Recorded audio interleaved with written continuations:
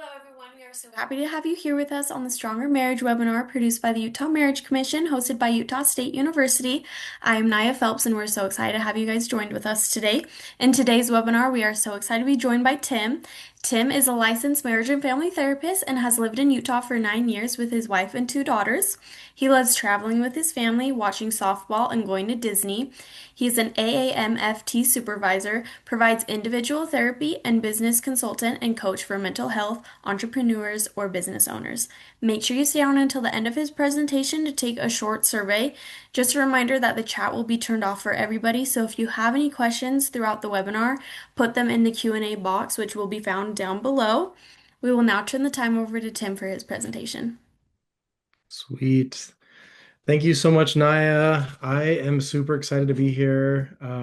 I really enjoy talking about relational stuff. As a marriage and family therapist, I probably talk about it too much, but I am super excited to share this information with you guys. And if this first little picture can give you a glimpse into what a relationship looks like, then if we're on the same page, then I think this will be a really good opportunity for you guys. So I put this little image up there because it's makes me think of how complicated relationships can be, but how we can simplify it. If we just follow the guidelines that we need to, we can get to where we need to go. And I say it's a two-way street. We'll talk about that here in a little bit. As Naya said, this is just a little glimpse of my family. Those are my two kiddos. My brother-in-law is on the right. He lives with us in our home. And then my beautiful wife and me, we are big Disney fans. Naya and I were just talking about how we would live there and enjoy our time there all the time. So I love Disney. I love traveling. And I did a great job at explaining a little bit about my history and my skill sets. I'm pretty multifaceted as far as a therapist goes. I love providing therapy, but I really enjoy picking that part of my brain that helps in the business setting. And so I really enjoy working with entrepreneurs in the mental health field or business owners who are looking to grow their practices. And so I do therapy still, I do supervision, which I really love doing, but I also offer consulting and coaching or fractional leadership as needed for mental health agencies. So if that's ever you, please reach out to me. I'd love to chat with you. So that's through my company, Minded Motion. I'm on Facebook, Instagram, LinkedIn. Would love to link up with you guys and connect. I love networking with other therapists. So please, yeah, reach out to me. And I love questions. I've got the Q&A box open. So if you guys have any questions throughout the presentation, feel free to throw those in there. I will try to answer them as best as possible. I'm definitely no expert, but I really enjoy talking about this kind of stuff. Um, However, if you want to wait until the end of the presentation, I'm happy to answer questions then as well. So pretty amenable, whatever you guys need today. So today, what are you going to get out of our little topic?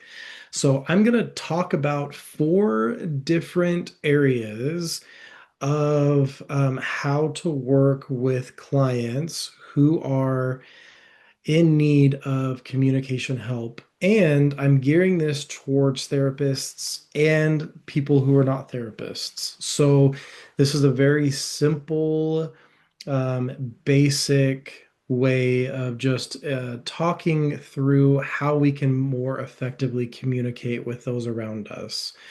And specifically gearing it towards partnerships. So, whether you are in a romantic relationship with someone, looking at getting in a romantic relationship, if you are married or whatever that looks like for you, this is all encompassing as far as that goes, but really kind of focused on those partnerships that we talk about in relationships. So we'll talk about the tree analogy and then levels of engagement, and then this technique of validating and clarifying, and the importance of that, and then the emotional threshold. And we'll go into each of those. So, first, just kind of bare bones, basic communication 101. We have a sender and a receiver.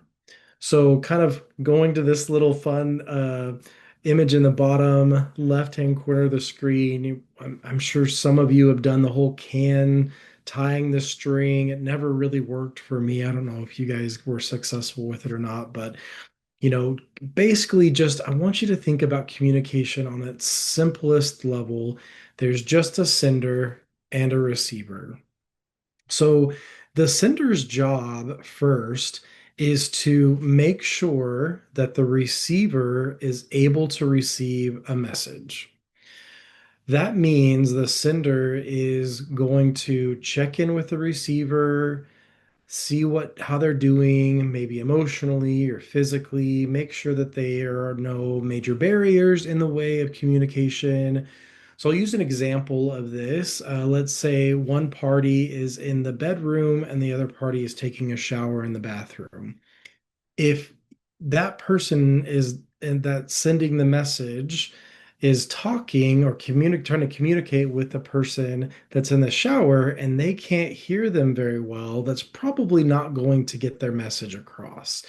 So we want to take that barrier away, right? Maybe if you want to jump in the shower with a person, sure, or wait till the shower's done, or tap them on the shoulder and say, "Hey, I'd like to chat with you when you're ready." That kind of idea. So when we think about sending a message, we just want to make sure the receiver is able to receive that message. That also means, like I said, emotionally. So maybe a receiver has had a really rough day. Maybe they're in a vulnerable state. Maybe they are struggling with a stressful situation. Maybe they have just been overwhelmed by whatever's going on at that moment. They may not be in the best emotional state to receive a message at that point. So that's just kind of some examples of what I mean by making sure the receiver is able to receive that message. Then the sender is to send a clear and concise message. So clear, right? We want to make sure that the message is not going to get misconstrued in some way. We want to make sure that it's delivered in a way that the receiver can appropriately understand it. For instance, a mom to a child may send a message that's a little bit different than maybe the mom sending it to their partner. So when you're sending a message, you want to know your audience, but you also want to make sure that it's really clear for your audience as well. And then we want to send a concise message. Now, concise can be a little subjective, I guess, but basically just something that is not long-winded. I don't want to have a lot of, send a lot of information over to the receiver, especially if the receiver may not be able to receive that type of message at this time. Then the sender's job is basically just to wait for the response. So not a like, hey, when are you going to answer me? What's going on? None of that kind of stuff. They just have to be patient and wait for the receiver to then become the sender. So the receiver's job is to take the message and accept it. Now, I'm going to go back, maybe bring you guys back a little in time when your Aunt Edna sent you that one present for Christmas. Maybe it was an ugly sweater. Maybe it was a pair of socks that were mismatched. Maybe it was a bag of nuts that you didn't really like. You still can accept that present, even though maybe you don't want it, right? So I'm not saying the receiver takes the message in and likes it, just accepts it. Just basically acknowledges I received the message. How they acknowledge that is by validating that they received the message. We'll go a little bit in more detail about validating and clarifying in another slide. But basically, just for now, validating is basically just saying, I received this message. It's come across to me. We're speaking the same language, basically. And then clarify if needed. Again, we'll go into that in a little bit more detail.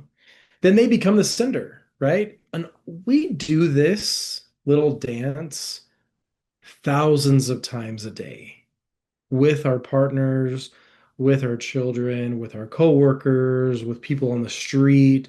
We do this without even having to think about it, right? So when you are working with someone that you're trying to send a really good message to, you just have to remember these techniques. You're able to do them, but sometimes we forget them. Sometimes as senders, we may start a conversation with someone in one room, and then we might walk down the hallway and lose the ability to effectively communicate with them, right? Or we may start a conversation with someone while they're texting on their cell phone, and they may not be able to understand or take in the information that you're trying to deliver to them. So communication always has to have at least two parties, even if those parties are inside here, meaning like maybe you're talking to yourself, you're the sender, and you're still receiving a message, working through how do I deal with something right now, right? But for this purpose, we'll talk about communication as being between two entities outside of ourselves. So just for clarification with that. Okay, so validate and clarify. I know you guys are super excited to learn about this. Some of you may have already, and some of you may be great at this. When a lot of times when I talk to the couples, one person in the relationship is usually pretty good at validating, and the other person is not. Sometimes they are both. Usually, if that's the case, they're not in my office. So if one person's really good at validating, it's awesome because then they can be the example in that moment. So validating, as I'm using with this little image here, is basically just kind of taking a stamp and saying, I received that message, right? Something that comes across your desk, you stamp it, move it on, or whatever. I received the message that you're telling me. That's validation. I say that from a simple standpoint because sometimes the people who I work with will think validation means I agree with you. And that is not the case. Validation could mean I agree with you. I could tell you I understand where you're coming from and I agree with you. But the validation at its heart is just basically I received the message. It's here. We're speaking in the same language. Maybe we're on the same page. Maybe we're not. Maybe we're on a different chapter. Maybe we're in a different book. But at least I'm getting what you're saying. Maybe we're in the same genre of book. We're both in sci-fi right now, but I'm still not quite on the same page with you, right? So that's where clarification comes in. I want to clear up what's going on. I want to make sure as the receiver, who is now the sender of the message, right? If you're keeping up with that piece, I'm going to ask clarifying questions. Can you help me understand this? Can you tell me a little bit more about this? What did you mean when you said dot dot dot? When you said this, I heard, and then I put the quote in here, the story I tell myself. This is super common and a really great way to explain back to the other person, this is the information that you delivered, right? We all know the telephone game, right? Where things get kind of misconstrued. Sometimes things get little misty in the ether in between us. If something gets delivered, and maybe if I'm not quite on my listening game at that point and I'm the receiver of the message, I may not have understood exactly what's going on. So then I use my own words. The story I tell myself when you told me that was, and then we fill in the blank with what that might be. The next is slow down. Now, when I work with couples, they want to come in, typically get fixed and move on. Couples for me are my most expensive commodity, if I can say it that way, because they are usually at their wits' end. They're usually in a place in their life where they have been putting off therapy, getting kids ran all over the place. They have barely enough time for themselves. So if they are dedicating time and energy to come into therapy, they want to get through this. But I cannot, as an ethical provider, tell them, hey, we're going to fix this super quick. Now, these four things are really great tools, and I'll tell you how to implement them here in a little bit if you're a therapist. But when I talk to clients about this kind of stuff, communication needs to be slowed down. If we speed it up too fast, we're going to miss things. We're not going to validate, we're not going to clarify. And this piece right here, that's why I put it at the beginning, is so important for us to recognize that the other person in front of us means something to us and that their message to us means something to us. So that's validate and clarify in a little bit of a nutshell. My tree analogy.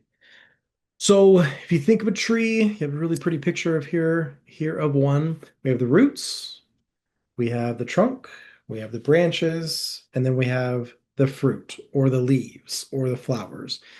I call all of that stuff the fluff in the relationship.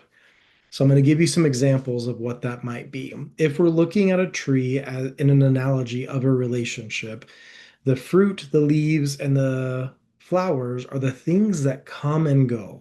Those are the things that leave in the fall, come back in the spring. Those things, in an example, are things like he doesn't flush the toilet every time he pees. She doesn't put the toothpaste cap back on the toothpaste tube the right way. He doesn't load the dishwasher the way that he should. She never listens to me. She's always on her phone when I'm trying to talk to her. He doesn't fold the towels the way that I need him to fold the towels. Those are the things that come and go in our relationship. And I hope you guys are kind of laughing at some of those because they're probably hitting true for you right now.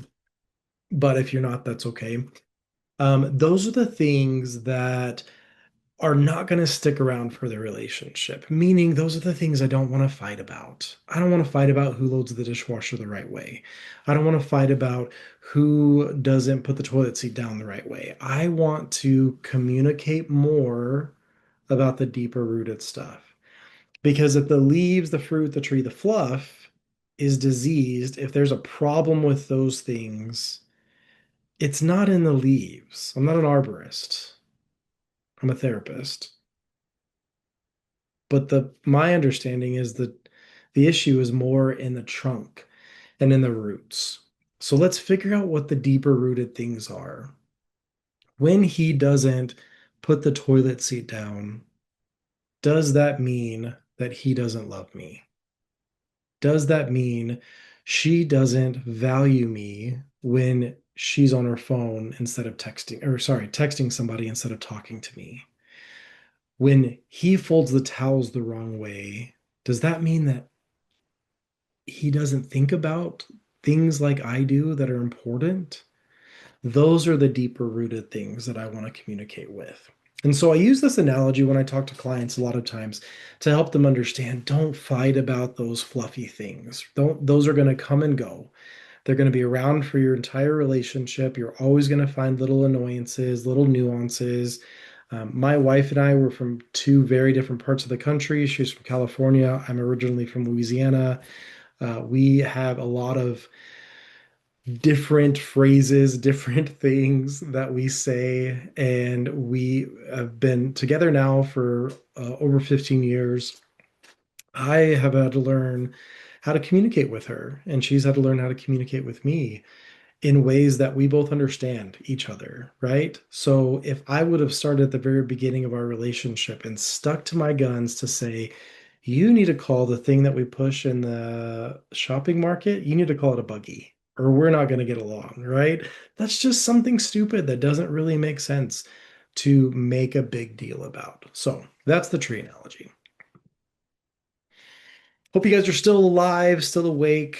I hope we're still vibing here. We're going to talk about levels of engagement. So, this is something that I talk about with couples when we need to figure out what is my role in communication. So, kind of building upon this sender receiver idea, if I'm sending a message to someone and I'm trying to get them to to chat with me, right? And to work with me and to vibe with me, excuse me, I want to make sure that I let that person know what level of engagement I need from them. So my four little levels here starts the lowest one, the venting, is the least amount of engagement I need from you. So if I'm venting, I don't really need you to give me any feedback. What I really need from you is you not to fall asleep and you not to get on your phone. Those are the only two things I need. And honestly, personally with me, I need you not to interrupt me. That's a Timism, right? But this is obviously whatever the client needs. So venting is I just need to unload, download, give you information, or just put information out there. Most of the time has nothing to do with the other person. Most of the time has nothing to do with my partner. It's just me venting about whatever's going on, right? So that's the least amount of engagement. My next one is soundboard. So I need you to be a sounding board for me. And I need you to basically sit there and tell me as I'm talking, when the appropriate moment arises, hey, Tim, that sounds really good. Hey, Tim, that sounds kind of weird. Hey, Tim, that sounds like it might end you up in jail. Maybe you don't do that. So when I think of sounding board, I just want someone to be able to give me a little bit more information, a little bit more interaction than venting, but I don't really need you to like super big engage with me at that point. Again, no sleeping, no getting on your cell phone. Let's actually talk about this kind of stuff. The next one is discussion. Let's talk about this together. Let's do this active communication, two-way street. I'm going to deliver information, you're going to deliver information, and we're going to work back and forth with it. Then my last one is my most level of engagement. It's a call to action. I need you to go take out the trash. Can you please pick up the kids from football? Can we go on a Disney cruise next year? Can you please plan that and get another job so that we can pay for that? Call to action is my most level of engagement. Now, I just use these words and these phrases to basically outline what just some examples are. Um, Otherwise, you just kind of can say, I need a little amount of interaction from you. I need a baby amount of interaction. I need a medium size of interaction, or I need a lot of interaction from you. Right. So you can phrase this how you want to with your partner and with the clients that you work with, but basically just so that the sender is setting up the scene as, hey, this is what's going on. Now, I'm going to be a little bit typical, not typical. I'm going to be a little bit generic, I guess, here for a second. So please bear with me. I don't mean to be offensive at all, but a lot of times this typically is what the male needs in a relationship if the female is sitting down saying, I need to start something. So in a male-female relationship, the female goes to the male and says, hey, we need to talk. Usually the male is going to say, I'm in trouble. So to kind of mitigate that situation, the female can say, hey, this is all I need from you. I just need to vent. And this is the most important part. I don't need you to fix anything right now. So if I'm working with a male female typical heterosexual couple, that's what I'm going to focus on at that point because that's typically what's going to happen. The male is going to think he needs to fix things the second the female opens her mouth. And that's not always the case, right? Sometimes the female just wants to vent, just get information out, and I don't need you to do anything about it. But if she can communicate that to her partner, then he understands his role in that situation. Now, he also can be the one that says, when she comes to him and says, I need to talk to you, okay, what type of engagement do you need from me? What level do you need from me right now? Or, hey, listen, I have about 15 minutes to chat with you. Is that enough time for you to speak with me? I've had clients come to me a lot of times and says, when my wife comes to me and says she needs to talk, it's 3 hours later and we're still talking. Well, that becomes really defeating for the male in the conversation or the husband in the conversation because he doesn't want to sit there for 3 hours and just have this person deliver information to him, especially if it's a venting session. So he can present, or she can present, or the partner, whoever it is in the situation, can present a time frame to say, hey, I would like to vent on you for about 5 minutes. Do you have that time right now? Or I want to talk with you. Sure, I would love to talk to you. I have about 5 minutes. Is that enough time for you right now?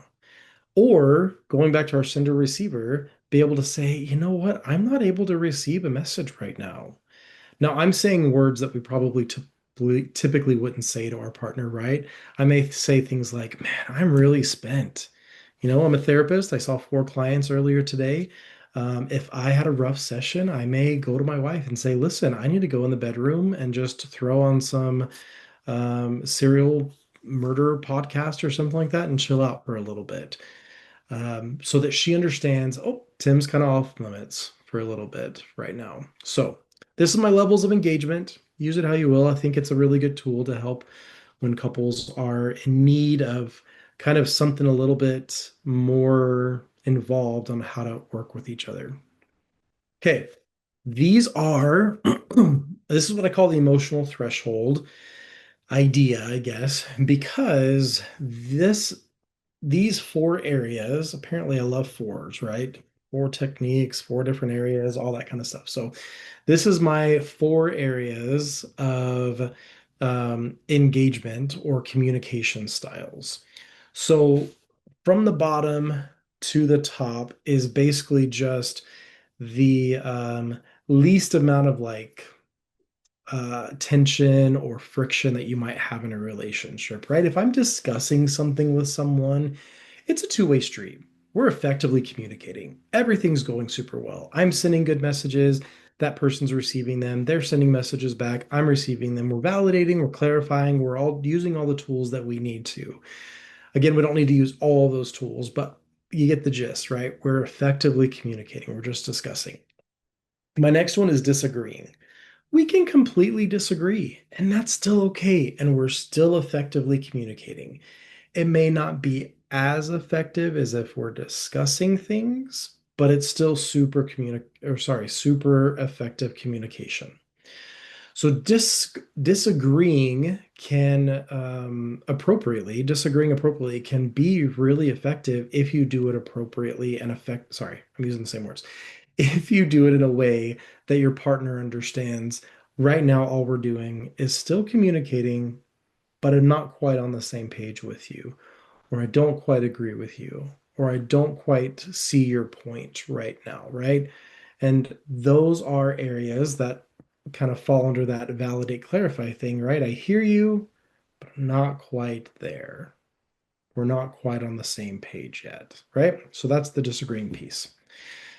I'm going to leave the emotional threshold piece off for a second. I'm going to jump to arguing just to explain that. So, arguing is typically when one person is just trying to get their point across and it's not really being met by the other person.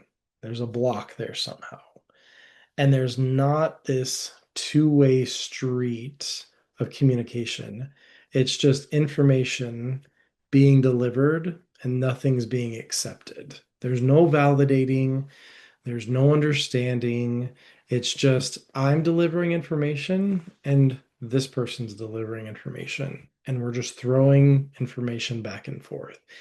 And for me, in my simple way of communicating, excuse me, is not effective communication. So that's where we lose the ability to communicate with our partner in a way that is actually going to give us or yield us some kind of result. At this point, it is really good to ask for a timeout. So, timeouts are um, really beneficial for us to give the person across from us or us the ability to say, hey, listen, maybe we need to go to our separate corners right now, regroup, and come back.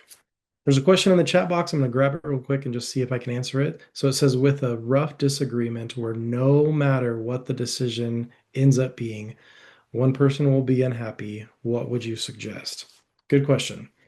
Um, I'm going to come back to that in a minute because I don't want to lose my train of thought, but I definitely want to answer this for you.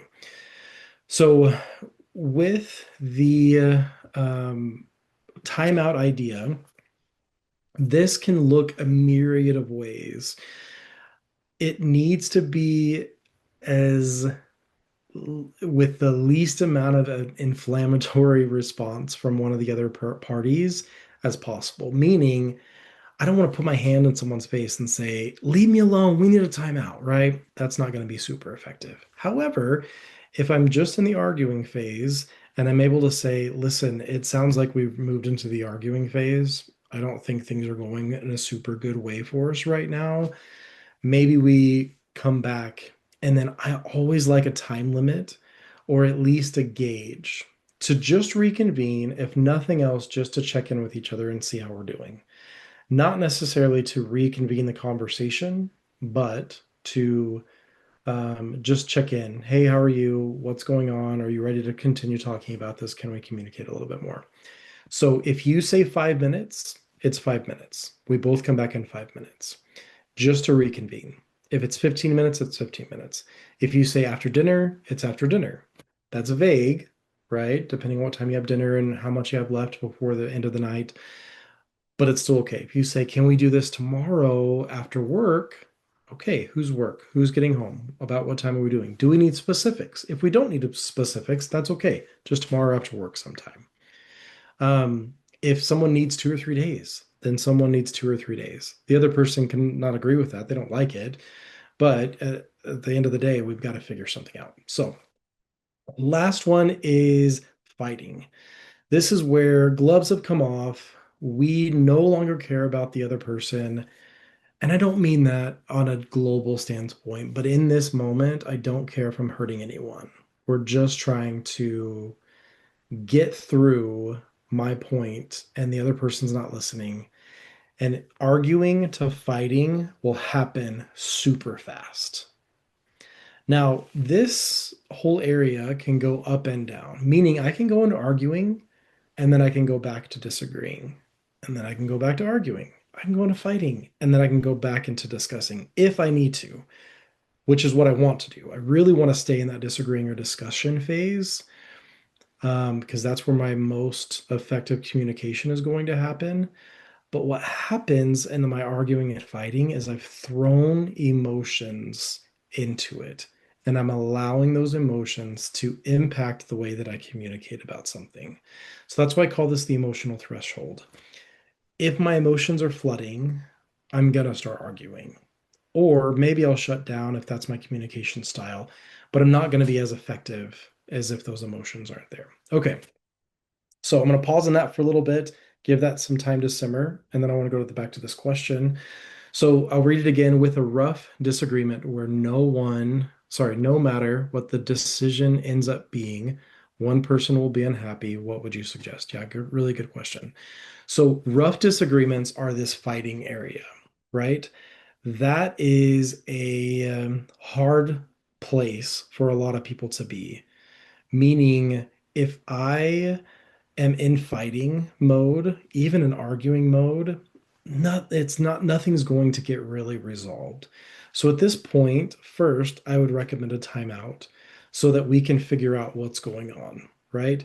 If I can disagree or discuss even about a rough subject where somebody might not still be happy with the outcome of the conversation, then that's a little bit different, right? We cannot make the other person happy. It's not our job. So I'm not always going to be able to appease the other party that I'm communicating with. So first, I want to get out of arguing and fighting as fast as possible. Even if that just means timeout, we go cool off, take a breather, take a walk, get some water, wash my face off, right? Do something that's going to help me get back down to the disagreeing phase, or at least take the emotional piece out of it to where my emotions aren't guiding my conversation skills. excuse me, then that's my first recommendation there. Then we work on how to validate and use those simple skills. Now, this whole presentation still, just to make sure we're understanding, is still just simple communication. This is not, we're having a rough disagreement or a huge conversation. This is not going to quote unquote fix all of communication. This is where I start with couples who can't go week to week without arguing with each other, who can't go week to week without getting in a fight, who can't go week to week without one person shutting down and ending up in a place where they think they can't continue on in the in the relationship. This is where I go back to. It's not easy to do that, and it takes a lot of implementation and a lot of adaptation to the relationship and figuring out where the relationship goes. And I think this is a lot of times why people really shy away from couples work is they don't want to get into these nitty-gritty areas. And they maybe are afraid or not going to say the right thing. You have to adapt to the relationship because every relationship is different, but we still have core things that help with effective communication. And that's what I've used with this. So I hope that answers your question, anonymous attendee. Thank you so much for presenting that, putting that in there. If you need more clarification to that, I'm happy to discuss that, even if at another time, if I can go into a little bit more detail with you. So what do I do now? When I have all of these different tools in my tool belt, what's the next step, right? As a clinician, I just want to reiterate, these are just four things that you could possibly use with your clients. If you're an individual who's not a therapist, you're here for your own relationship. Even if you are a therapist, you're here for your own relationship. Again, these are just tools that are possibly able to help you start from a bare bones communication 101 and to try to work at on a common ground so that everybody's on the same page. So we always take things one step at a time. As I said earlier, no couple is exactly the same. I have had several relationships that are similar, right? We have people who come in for the same issues, a lot of times infidelity, a lot of times financial issues, a lot of times mistrust or dishonesty or whatever it is. So similar stuff, but no one's exactly the same. So you always have to meet the couple where they are. And you pick one of these areas that might potentially work with a client or for yourself, and you try it out. Earlier, we talked about slowing down, right?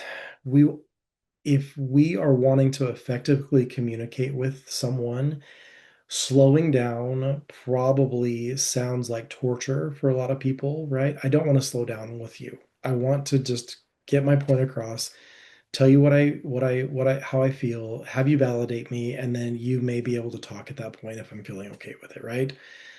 But that's not how communication is effective. We need to slow down. I understand couples are busy, right? We talked about that a little bit before. This might be a selling thing for you. This might be hey, let's try this and see if it works. Let's have you prove me wrong. Hey, Tim, I tried this for 3 weeks and it didn't work. Perfect. Let's try something else. Even if you tried it for 7 days straight and it doesn't work. Perfect. Let's try again if you're okay with that, or let's try something else. As I said, couples are busy. So I like to implement weekly check-ins. And I also implement with clients um, if they can't not fight in between sessions, I tell them to limit communication as much as possible, especially about harder things. So only talk about the things that are necessary at that point. But I don't want them to think, oh, I've been trying these things, but I'm also taking kids here and he's never home and we're busy and life's crazy and the dog threw up on the carpet. Great. That happens. That's life, right? So let's just talk about the stuff in here. Let's practice it in here. Let's practice what validation actually looks like. Let's practice what clarification looks like. Let's practice asking my partner, hey, what level of engagement do you need from me right now? Right? So utilize that 53 minutes as much as you can. If you have a client who's not insurance bound, maybe you can do an hour and a half session with them or 2 hour sessions with them so that you can get as much as you can in that time frame. Okay, each week offer a technique, something like this as homework, and then the client needs to return a report. So they'll come back with a report. And when I say start simple, I mean, let's just do one thing.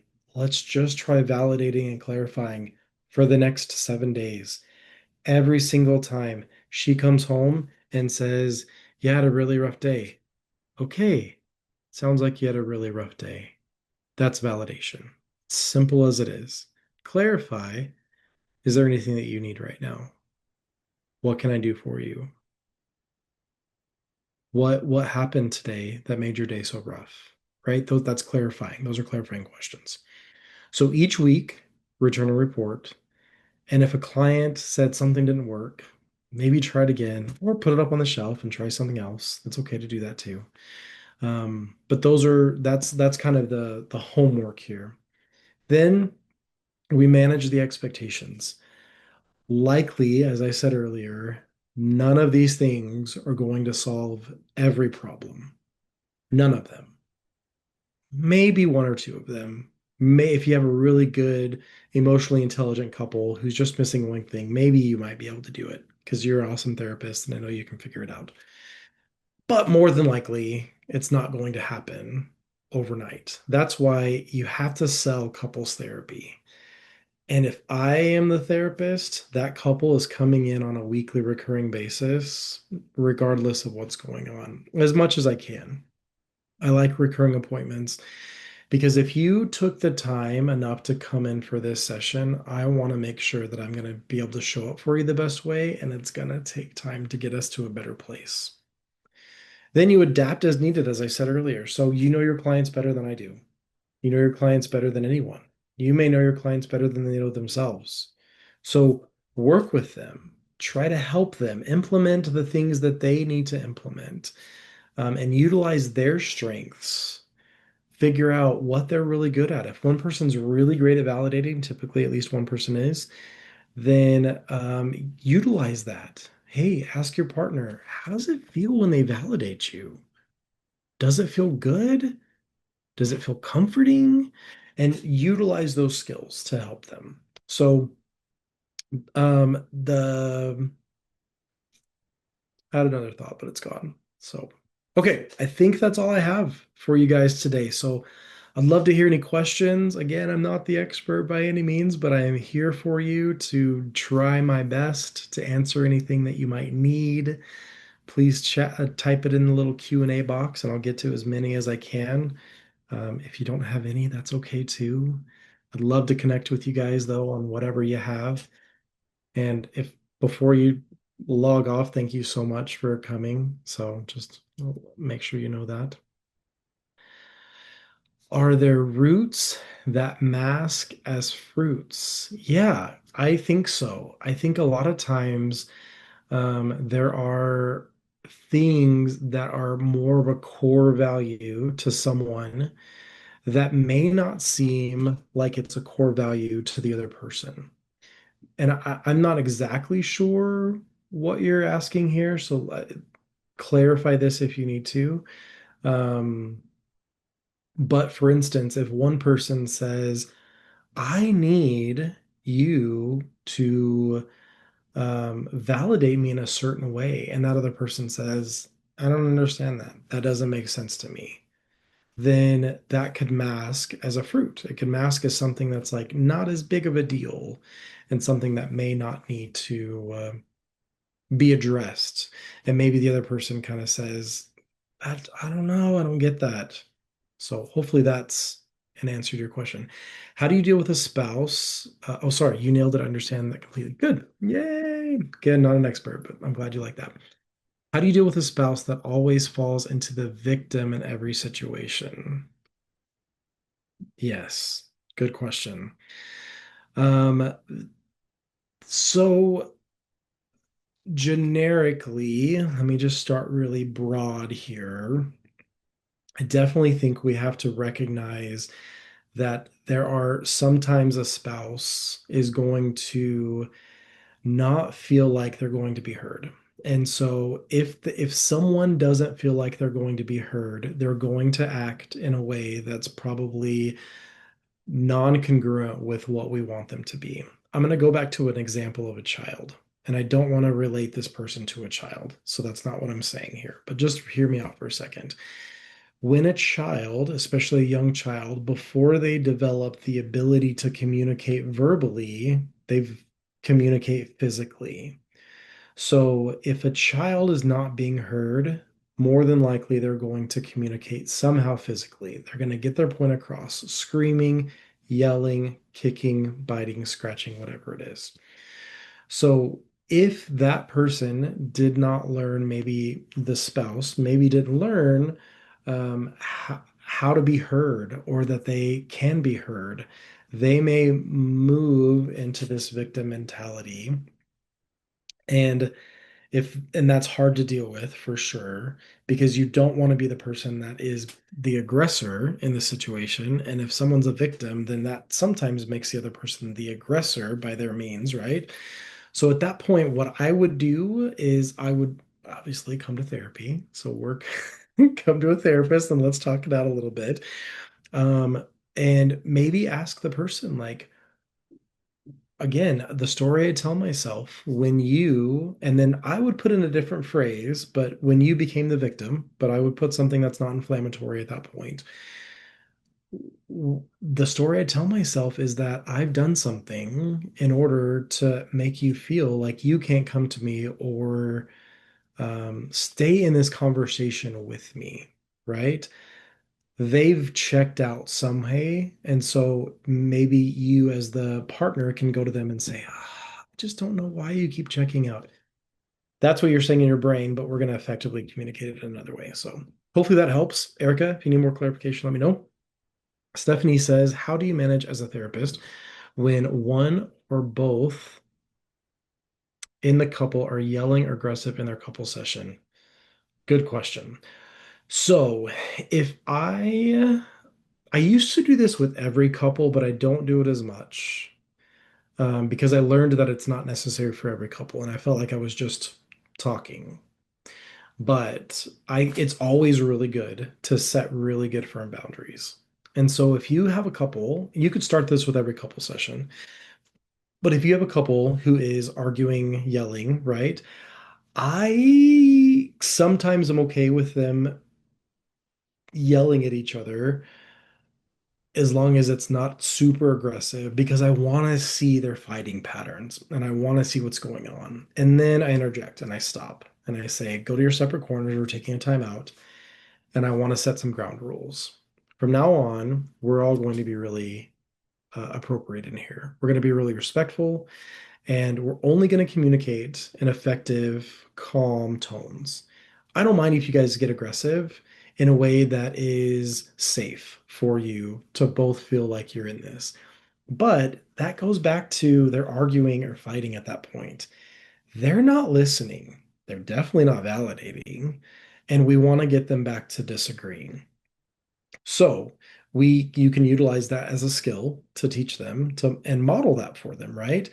You don't yell, you don't get frustrated, you don't get upset. Hey guys, I think we need a timeout right now. Let's let this sit here for a second. I validate them. You both sound like you're really frustrated.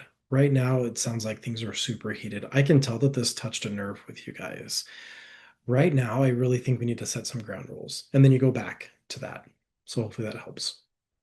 Okay, Corinne, maybe Corinne, hopefully it's Corinne, says it's also possible that the victim feels one up, I'm guessing, and doesn't want to relinquish that position. Very true. They feel like they have power at that point, and they feel the only way to have power is to become the victim so that they can get that across, so that they can be heard again, right? Even though victimization is one down, but masked as a one up. Good call. If you don't know the one up, one down kind of stuff, do some research on that. But yes, good job. I do think that sometimes it's not sometimes, most of the time it's the way to say you either aren't listening to me or you need to listen to me. And so I think that sometimes if that's happening frequently and they're not truly a victim, they feel like they're a victim because of usually probably past circumstances. So, yes, thank you for explaining that. Okay, you're welcome, Stephanie. Anybody else?